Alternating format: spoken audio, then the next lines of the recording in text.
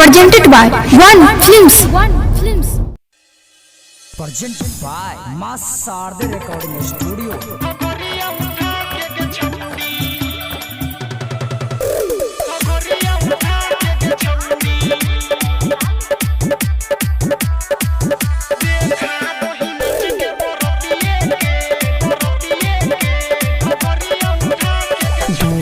DJ बराती ये तो बहिन के तोरा शादी है तो ये सुना हे दूरा पर डीजे बराती ये तो बहिन के तोरा शादी है तो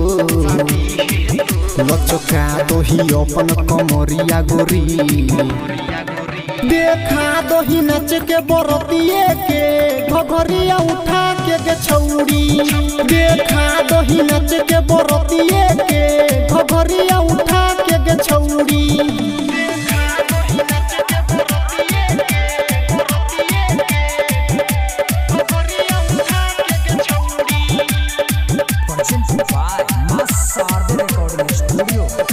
कैमरा वाला छोड़ा देखो कौन खीनो जोड़िया सो दूल्हा के साल छोड़ी छौड़ी सेट जो पजोड़िया सो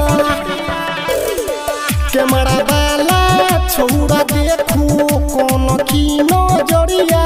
सो दूल्हा के साल छोड़ी छौड़ी सेट जो पजोड़िया सो चमक ही छोड़ पके चकोरी गोरी देखा दही नच के बरतिए के घघरिया उठा के छौरी देखा दही नच के बरतिए के घघरिया उठा के छौरी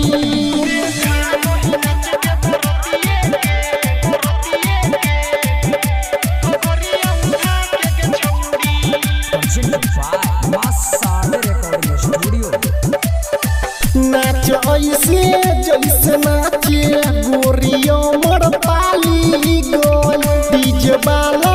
छोड़ा कहौ चटगर छौलाली गोल नाच ऐसे जैसे नाचे गोरियो मर पाली गोल डीजे वाला छोड़ा कहौ चटगर छौलाली गोल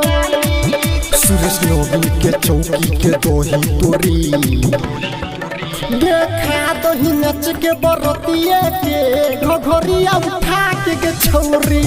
देखा दही नच के बरतिए के घघरिया उठा के छौरी।